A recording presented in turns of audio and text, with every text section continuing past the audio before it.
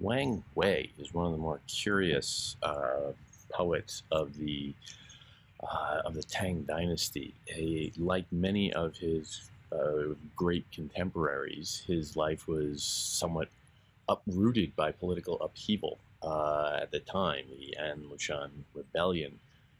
He was, in fact, for a while under some pressure for alleged collaboration for changing sides, and this gives him a curious voice in terms of his willingness to take sides and his curious pursuit of that liminal space between sides. And it's there that he seems most comfortably himself within a poem. He is a very devout Taoist. Quite honestly, quite frankly, he is this is where his concern lies. He writes maddeningly little about the time that he lived in, because he seemed to be so concerned primarily with stepping out of time, with ignoring the world events around him. Now, you can get a sense that maybe this is somewhat wishful thinking, that he could ignore the problems of the world and just retreat into his own spiritual place. If he was under investigation for certain politically unpopular allegiances, then you can see also why he might want to stay away from any statement of political alignment one way or the other. If you never read any, or if you've never written anything, that can't be used against you in a court of law. You can see a lot of this going on in his poetry, that is just drenched in the drama of his life, even though his life, aside from the political entanglement, really wasn't all that dramatic. He was like many of his contemporaries, kind of a bureaucratic functionary who just sort of schlepped through life and got a job in the government and did what he could do. And the writing seems to be his primary vocation, while he would just go to work, grinding out the 9 to 5, doing what he had to do to put food on the table. So he's a really fascinating person. But the biography, as always, is a little bit of a distraction. His poetry stands on its own merits, and for a real skill that jumps out. Not even jumps, but he offers a significant, quiet voice in the middle of a maelstrom. That's how I would put it, honestly. He is primarily a work, like most of the Tang a poet, like most of the Tang poets, of the short lyric. The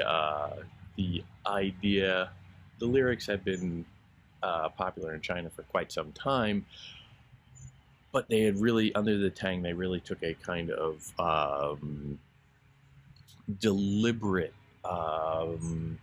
prominence, where very short, like 4 lines short, snapshots, if you will, could capture an image, a mood, more than anything,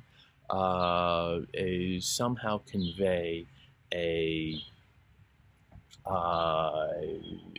significance within a very, very tight very tight pair of couplets, usually. And this became whatever. It became essentially a standard under the Tang Dynasty in terms of the notorious governmental exams that would come up, your quiz in the Confucian classics, and your ability to write well became much more prominent in securing a particular degree that would uh, promote your advancement in government bureaucracy. It was essentially, a really good professional degree. And so the administration itself under the Tang prioritized the ability to say something very concretely and very specifically. And this was a kind of a mode of career advancement, to be able to write a good poem. And you can see that in a lot of the work of the artists of the Tang, where a lot of it tends to be occasional verse, where if you're just called on to write a couple of lines commemorating one event or another of public significance. But for a Taoist like Wang Wei, the public was always kind of a distraction. He didn't particularly care about the public. He wanted to get away from the public. He wanted much more to focus on the spiritual life, the immersion in a kind of nature as a way of tapping into a great beyond, a sense of spiritual oneness.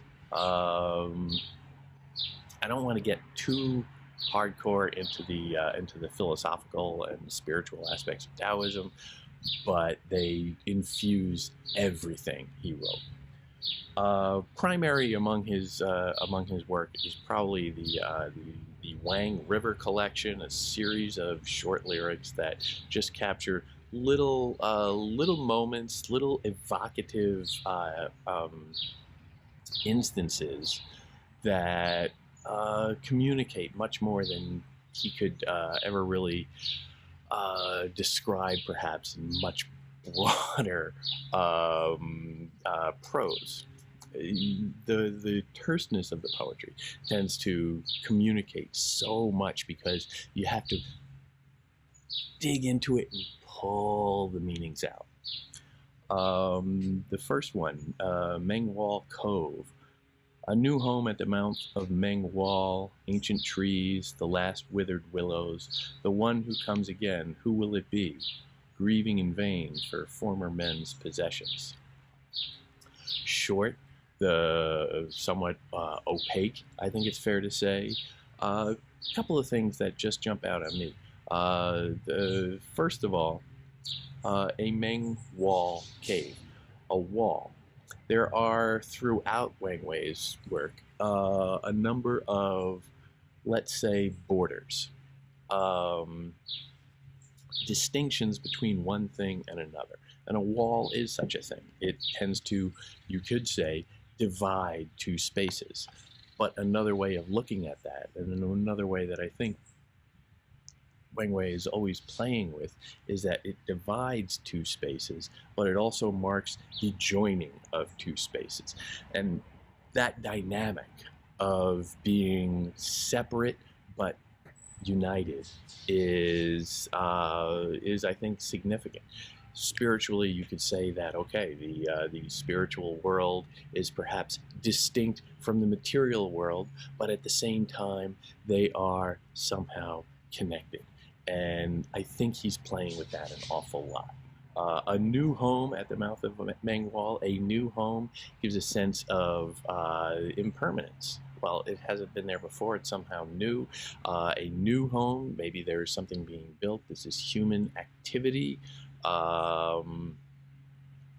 It's a little bit of an encroachment upon the timeless eternity that he tends to aspire to, or that really all Taoists aspire to.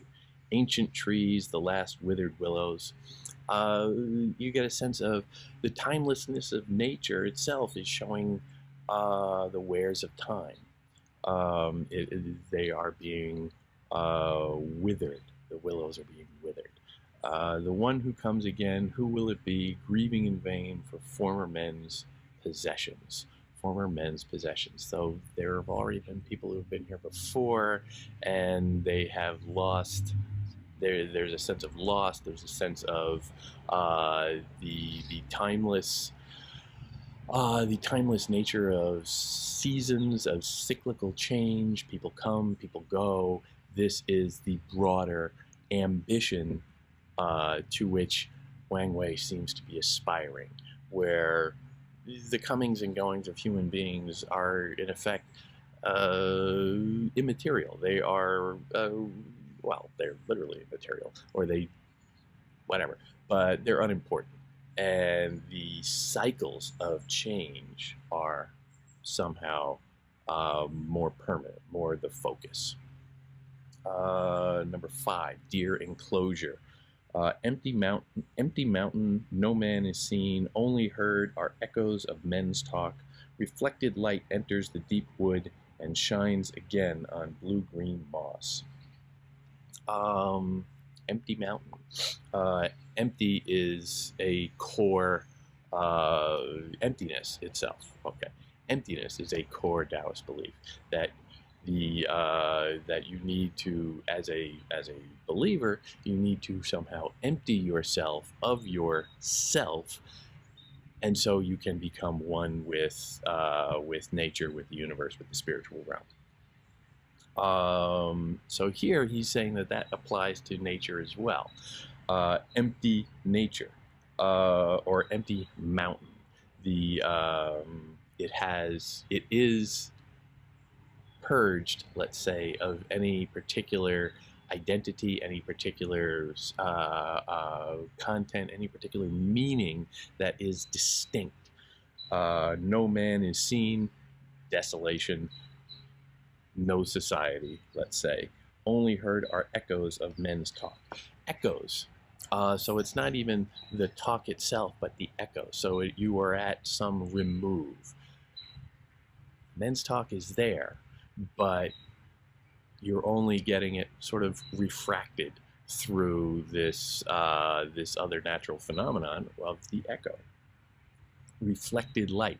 Again, remove, not the light itself, the reflection of that light enters the deep wood and shines again on the blue-green moss, that sense of timelessness. Moss is something that grows over time. There's a lot of moss in Wang Wei. Patterns come out, and you can spend an awful lot of time trying to clue together like an awful lot in here, an awful lot of meaning that you can't prove. That's just, my sense. Like, what's he really saying? There's not necessarily any pot at the end of the rainbow here of interpretation, but the meaning itself is almost beside the point, because the poems in the Taoist tradition are also supposed to be somewhat empty. You're not supposed to be able to crack them open and find, oh, the meaning, there it is. But the process of delving in is in fact a process of emptying the poem. And this itself is supposed to convey some meaning and also sharpen your skills for being able to view the world in an appropriate and philosophically balanced Taoist way. Sephora Pass. The bypath is shaded by sephoras. In secluded shadows, green moss is thick, more moss, but the gatekeeper sweeps it in welcome in case the mountain monk should come. More quietness of nature here, aggravated somewhat by the human activity. The gatekeeper sweeps it in welcome in case the mountain monk should come. The human activity seems to be a distraction from the peacefulness of the setting.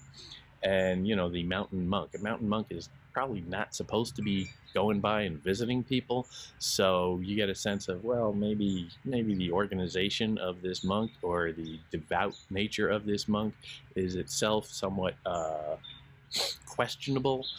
Why is he not sitting within and communing with the secluded shadows and green moss of this scene, when and instead he's going and, hey, how you doing? Let's go have a cup of tea together. There's a sense of conflict there. There's a sense of perhaps hypocrisy in the in the monk and the supposed, holy man. The organization is as a manifestation of human culture, is in fact antithetical to the peace and seclusion and Taoist oneness of the natural scene. Lake Yi. Blowing flutes cross to the distant shore. At day's dusk I bid farewell to you. On the lake, with one turn of the head, mountain green rolls into white clouds. Here you get a sense of the visual aspect of Wang Wei. Wang Wei was famously said that he described himself as, only accidentally a poet. And what he did quite a lot as well, but isn't necessarily what we remember him by. We don't have any of that work. Is paint. He was a painter, and he worked primarily in a monochromatic tradition, where he would use black ink, black brushstrokes of ink on white paper, and so you get what are reported to be. Because again, we don't have any of these paintings. The poems survived. The paintings did not. Poems can be recopied. Paintings are pretty much originals or nothing. So, it's hard. But you get a sense of the precision of the imagery and the intentional evocation of the natural world that can come from visual objects. The bypath is shaded by sephoras, so you get a sense of it's a nice little landscape almost. Talking about the shading is in secluded shadows. Green moss is thick. Again, the sense of the shadows, the visual aspect of it, but also shadows are very dark. The often quite black. Green moss is distinct, and he's just putting these two images together, black and green, opposing, well, not necessarily opposing, but distinct colors that are here put in juxtaposition. Are they opposing one another? Are they complementing one another? Is there a break, or is there a shading between them? How does this come about? Blowing flutes cross to the distant shore. At day's dusk I bid farewell to you. On the lake, with one turn of the head, mountain green rolls into white clouds. More sounds and sights. More parting and meeting. The farewell to you is a sense of the occasional verse that Tang poets tended to write an awful lot of. When a friend or just an acquaintance was going to leave, a proper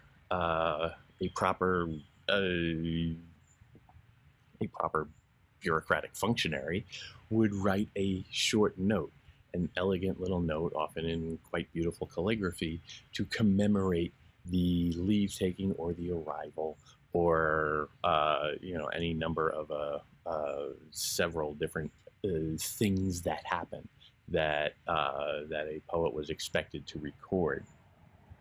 You get quote. Mountain green rolls into white clouds. The sense of the color contrast, green and clouds. Here we're reminded Wang Wei was a painter as well. He famously only said that he was a poet by accident or something like that. He thought of himself perhaps more as a painter, and you get that sense of the visual in so much of his work.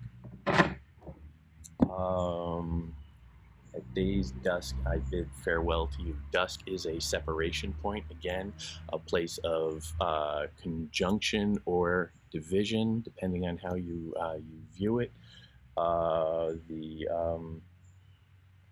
The farewell is again, they are saying goodbye, but they're coming together to do it. So all of these seeming conflicts are shown to be somehow at the same time complementary.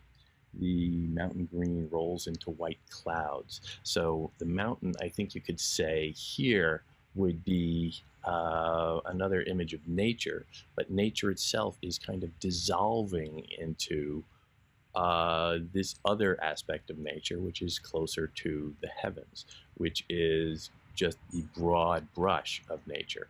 A mountain is very solid. A cloud is very unsolid, let's say. And so nature itself is subject to the dissolution into the spiritual world. Bamboo Lodge. Alone I sit, the dark bamboo, play the zither and whistle loud again. In the deep wood men do not know, the bright moon comes to shine on me. Alone I sit amid the dark bamboo. A place of meditation, perhaps. He is sitting within a kind of natural setting. He is kind of in contrast to the natural setting while he is trying to commune with it. He is, of course, also the exception within it. You cannot take him out of the picture. He deliberately puts himself in the picture, the narrator of this. Play the zither and whistle loud again. He is playing music again. Wang Wei experimented with other art forms, so music pops up from time to time. But it is also there are ceremonial aspects to music as a way of getting into meditation or meditative states, sort of like chanting in a way, where it can induce a higher consciousness or a removal from the world itself. In deep wood, men do not know, the bright moon comes to shine on me. He is, while being within nature and an exception to nature, he is also, at this point at least, removed from society, from the broader world. The bright moon comes to shine on me, which is a kind of, the moon is very important, but as a symbol, but the sense of he is getting something out of this. He is being rewarded with a kind of spiritual enlightenment of the moon coming and saying, okay, you are off. You are at least trying to do this. Even while you are the exception within nature, you are trying to commune with it. And so the moon will shine on you and not, it is distinctly implied, I would say, the other men who don't even know that you're there. Bird Call Valley. Man at leisure, cassia flowers fall, the night still, spring mountain empty, the moon emerges, startling mountain birds, at times they call within the spring valley. Here we have another empty mountain, very significantly. Man at leisure, again, deliberately in the picture, trying to commune with nature, but still being the exception within the setting. Cassia flower falls, the night still, spring mountain empty, the moon emerges, startling mountain birds, at times they call within the spring valley. So perhaps this is aspirational, but I'm seeing that the moon disrupts nature more than the man here. The moon comes out and it startles the mountain birds. Does that really happen? Maybe, I don't know. I tend to doubt it, but as an image, perhaps at this point, the meditative man, on his journey towards enlightenment, has progressed a little further down, is no longer disrupting the scene. He can be within the scene and of the scene to a degree that another aspect of nature will violate, let's say, the harmony of that moment more than the single meditative man. That's what I'm getting out of it, at least. Gold Powder Spring. Drink each day at Gold Powder Spring, and you should have 1,000 years or more to soar on an azure phoenix with striped dragons, and with plumes and tassels attend the Jade Emperor's court. This is curious.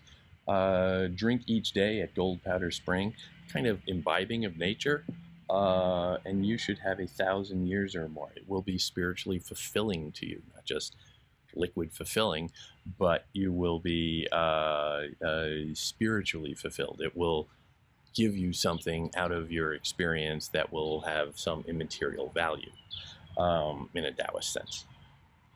And then it gets somewhat peculiar in that, I think it's fair to say, to soar on an azure phoenix with striped dragons. That sounds quite wild. And with plumes and tassels attend the Jade Emperor's court.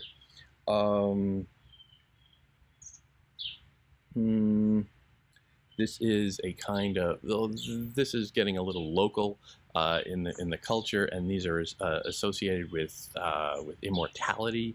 So if you drink in deep from this spring, if you take in the nature and all that it has to offer, it will offer a kind of immortality.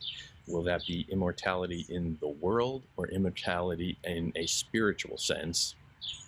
It's unclear here, but you get the sense that it's offering something quite special to those willing to go and just take it in. White Rock Rapids, clear and shallow. White Rock Rapids, green rushes once could be grasped. Families live east and west of the water, washing silk beneath the bright moon. More sense of time and eternity. A river rushing by is always a sign of some time and evolution. You know, the old saying, you can never step into the same river twice because it's always changing, and yet it's always there. The water is always different. Green rushes once could be grasped. A sense of things have changed at this point. You used to be able to grab some of the tall grass, let's say, on the side of the river. Families live east and west of the river. Families, settlements, human society, more sense of impermanence. Washing silk beneath the bright moon. So they are there. There is a sense that they are separate from the natural surroundings. They are not part of the river, and yet they are there now. Perhaps they won't be at another time, but this is just what they do. But they are, for this instant, part of the coherent scene. Some of the work outside these short lyrics of the Wang River collection are also quite curious and quite beautiful, honestly.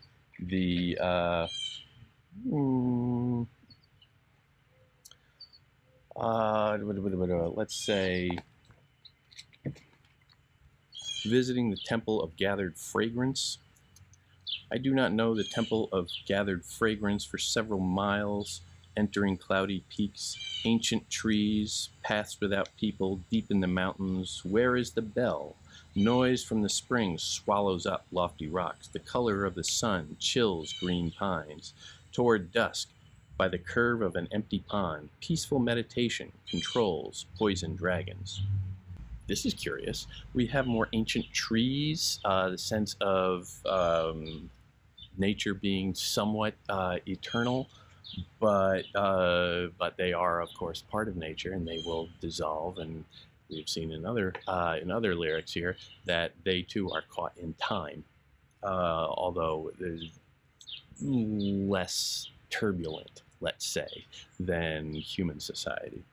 I do not know the Temple of Gathered Fragrance, so a sense of he is somewhat removed from this temple. A temple is, of course, while a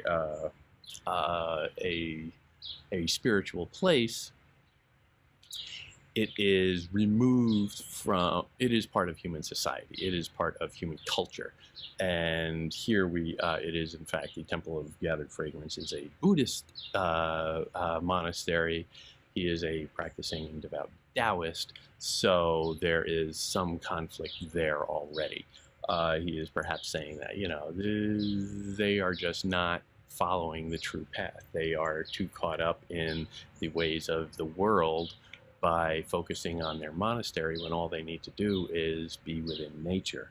For several miles, entering cloudy peaks, ancient trees, paths without people. Deep in the mountains, where is the bell? When you're deep enough in the mountains, you can't hear the bell of the monastery. It's removed from you. Its voice cannot reach you. Noise from the spring swallows up lofty rocks. The color of the sun chills green pines. So even nature dissolves here. Even nature surrounding this monastery, importantly, but even the nature dissolves into the kind of spiritual world that a proper Taoist pursues. Toward dusk, by the curve of an empty pond, peaceful meditation controls poison dragons. Poison dragons, again, a kind of idiosyncratic reference, generally referring to illusions and passions, we're told. But the idea that toward dusk, by the curve of an empty road, peaceful meditation controls poison dragons, by dwelling on the nature as opposed to the monastery and the things of this world, and by walling off, let's say, or separating yourself from the human society, from human culture, you can achieve enlightenment. And again, the dusk itself is another kind of liminal space, you could call it, which is one of meeting and one of parting. Does it separate the night from the day, or does it bring them together? It's sort of a Zen koan thing there to bring in yet another, spiritual tradition. One of the more significant poems he has is While I Was Imprisoned at the Monastery. Where'd it go? Here it is.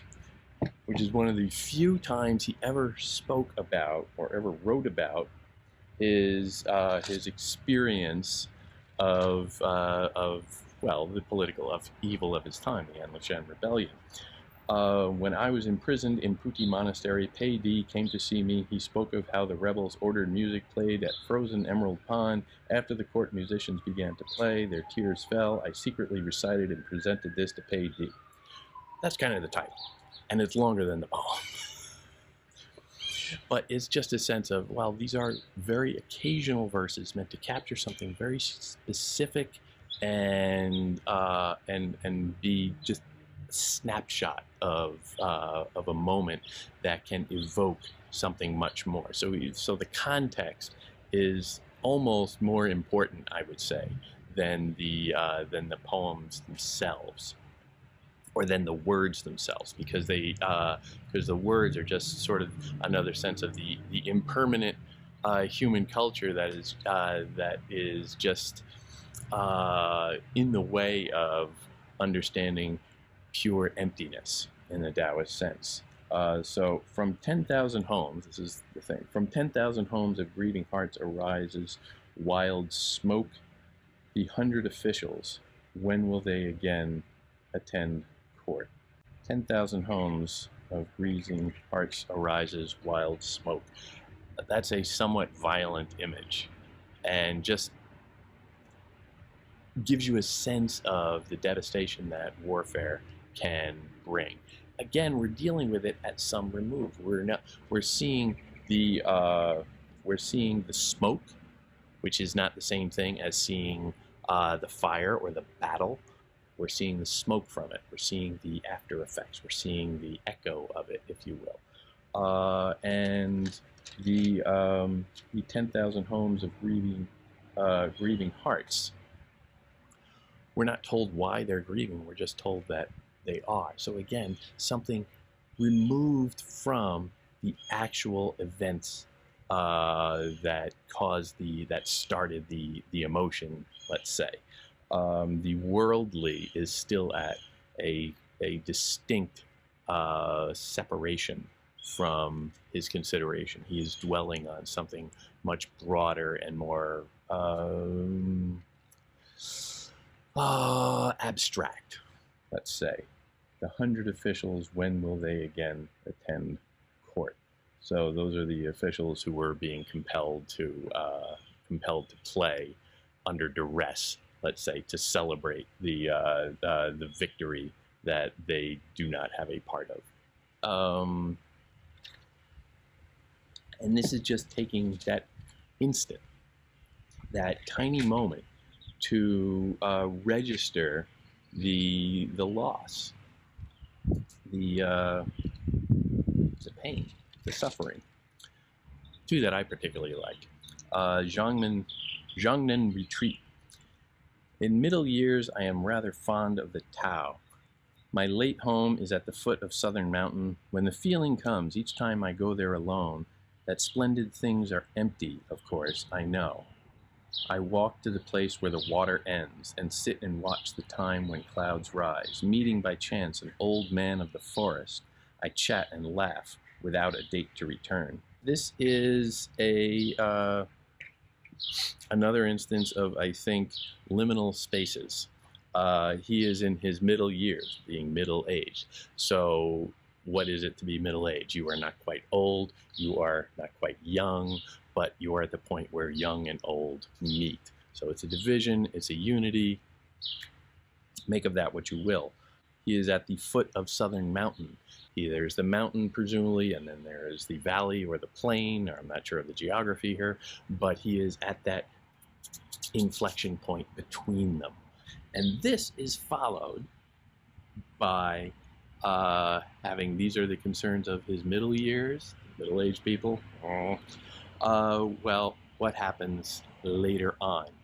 As that person moves more through time, can he shed the consciousness of time?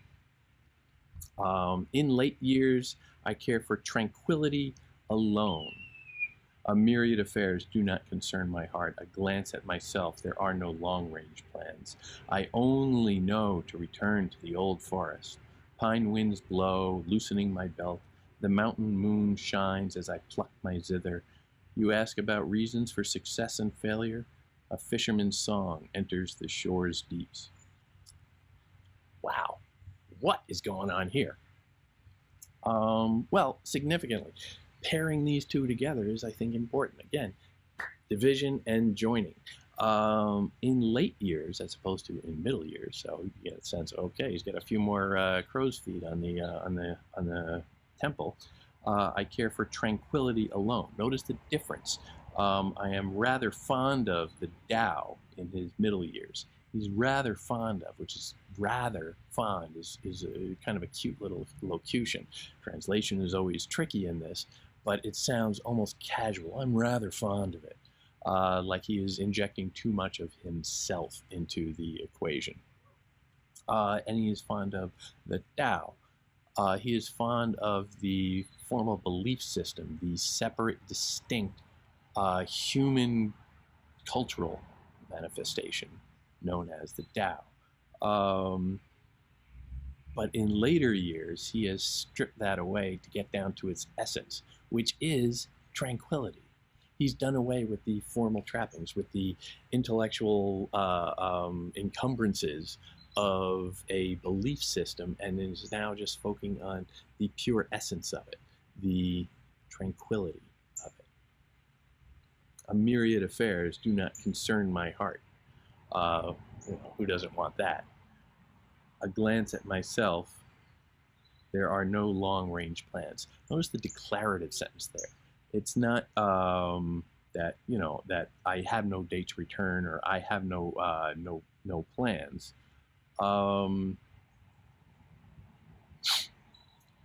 there are no long-range plans.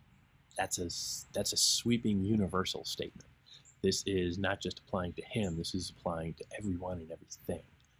Long-range plans don't exist. I know only to return to the old forest. Pine winds blow, loosening my belt. Everything's loosening, dissolving. Here, the pine winds are loosening his belt. That's curious, but he is essentially dissolving with the wind, with the inspiration wind of the spiritual realm. The mountain moon shines, again, the moon shining on you, a sense of enlightenment shines as I pluck my zither, more nature and art, kind of meditation, but also a sense of the art being part of nature. You ask about my reasons for success and failure. You are concerned with success and failure, which are these curious human concepts that frankly mean nothing to me anymore. And they mean so much to me that when you ask about them, the only response is a fisherman's song enters the shore's deeps, which I'm not sure exactly what that means, but it sounds very abstract. It sounds very expressionistic, quite frankly, where a fisherman's songs are cultural, songs are human, they're coming from fishermen, but they are dissolving into nature here. And I think that's the core. Like, you're asking me about stuff that humans care about, and I'm just looking at the fact that human culture is just dissolving. Written on crossing the Yellow River to Kingji. I'm terrible with pronunciation. A boat sailing on the great river, the gathered waters reach to the end of the sky. Sky and waves suddenly split asunder. A commandery city, 10,000 homes. Farther on, I see a city market again. There seems to be some mulberry and hemp. Looking back at my old home country, the water's expanse joins the clouds and mist. You get more sense of the old home, the passage of time, like the narrator here has left something of the world behind. There is a clear sense of change, the passing of time. The river, again, river imagery. Sky and waves suddenly split asunder, the separation that brings things together. The end of the sky, again, a distinction that is really a unification. I go to see the city market again, or farther on I see the city market again. There seems to be some mulberry and hemp. Looking back at my old home, the water's expanse joins the clouds and mist, that blurred distinction. The water's expanse joins the clouds, the sky and the sea, or the sky and the river in this sense, are sort of dissolving into one another through the mist, which is a beautiful image. Again, a painterly image, a sense of the transitory civilization as all of this just sort of lifts off into the mist and becomes all one. The earth and the sky just blur together. Again, it is a very impressionistic, in its way, impressionistic, painterly evocation. More of a sense of the painter Wang Wei. Now, consider also, he did work, we're told, in almost exclusively in monochrome, where you can imagine just these thick, dark brush strokes across a all white canvas. So you have the dark and the white. And again, that's a division. The black line can cut through two fields of white, or it can bring them together. It's a very curious and evocative image, and it just keeps coming up in everything he's writing. Occasional verses, like we have spoken about, when a friend or a colleague or just some other bureaucratic functionary arrives or leaves, you're expected to jot down a few lines, and these can be fairly pro forma, like, gee, Mr. Smithers, you came and watched me collate my files for a couple of hours, and now you're getting back on your wagon and going home. That's very nice. That's my poem. A lot of them are just going to be trash, but the really great poets like Wang Wei can take that little moment and make something of it, something more than perhaps um, the simple uh, the simple image itself, the material and worldly events that happen in it, and they can breathe some sense of the spiritual world beyond that. Dismounting, I give you wine to drink and inquire where you are going. You say you did not achieve your wishes and return to test at the foot of Southern Mountain. But go, do not ask again. White clouds have no ending time. That's a hell of a way to say goodbye. Dismounting, I gave you wine to drink. So right there is the sense of the ceremonial. I give you a glass of wine, and this is our official saying goodbye. So it starts off rather mediocre, like, all right, this isn't that big of a deal. This happens every day. Okay, it's an occasional poem. Sure, it's like a ribbon cutting at a supermarket. And inquire where you are going, as if you really care. But these are the forms of society. These are the outward behaviors that we are expected to perform in a civilized world, which is far from what a poet like Wang Wei or any practicing Taoist, quite frankly, would aspire to. You say you did not achieve your wishes. Wishes are so human, aren't they? They are so worldly, so ambitious. It's such a sign of attachment. You are attached to your goals. You are attached to your timetable. You are attached to success and failure. So silly and pointless of you. And return to rest at the foot of Southern Mountain, but go, do not ask again. White clouds have no ending time. White clouds have no ending time. So after all of this sense that, okay, you're going away and you're concerned about this, that, and the other thing, but you're going back to the foot of Southern Mountain. This mountain has popped up a couple of times. And again, you're at the edge of it. You're not on the field, or you're not on the valley, you're not in the valley or on the plain, you are not on the mountain, you are at that point at the foot, right at that liminal space between two things. White clouds have no ending time. White clouds, more clouds again, clouds dissolve, clouds are immaterial. But it's also a sense of eternity and dissolution. Everything that you're concerned about is going to end up in the clouds. White clouds have no ending time. And we have no ending time because we are all going to be dispersed into the clouds as well. Which is something.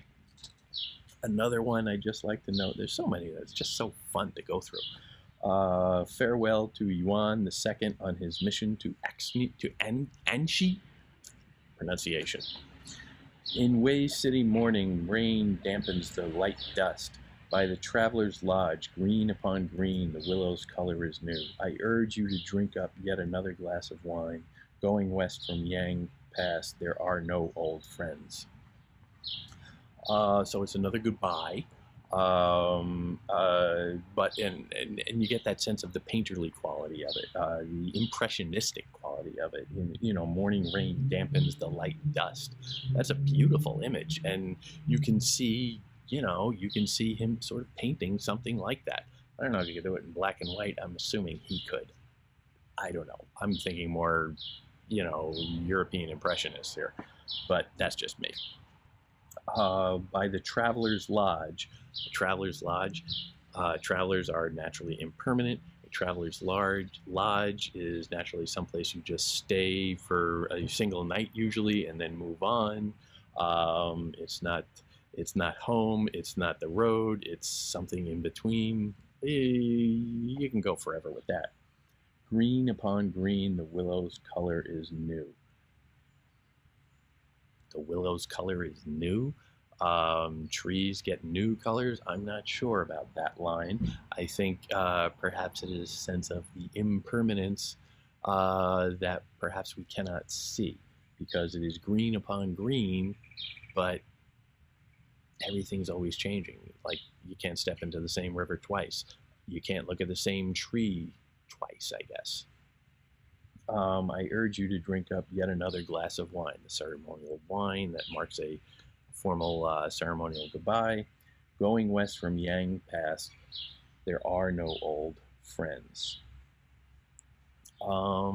Which is, again, curious. If this person is concerned to get somewhere, is concerned about worldly things, perhaps saying that there are no old friends is threatening.